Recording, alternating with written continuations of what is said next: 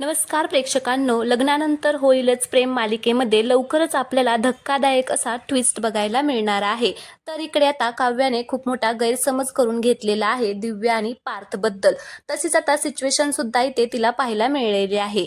तर चोर ओटीच्या कार्यक्रमाला आलेल्या दिव्याने काव्य आणि पार्थच्या नात्यामध्ये दुरावा आणलेला आहे।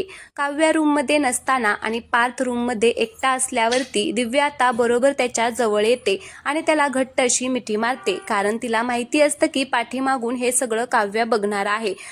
तर आता तसंच झालेलं असतं। काव्य त्या दोघांना असं एकमेकांच्या मिठीमध्ये बघते आणि गैरसमज करून घेते।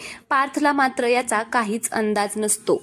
तर आता तरी पार्थला दिव्याचा काय हेतू आहे आणि ती कशासाठी आलेले आहे हे समजेल का, आणि तो काव्याचा गैरसमज कसा दूर करणार हे पाहणं खूपच इंटरेस्टिंग असणार आहे। त्यामुळे प्लीज तुम्ही चॅनलला सबस्क्राईब करा आणि व्हिडिओला एक लाईक करा। धन्यवाद।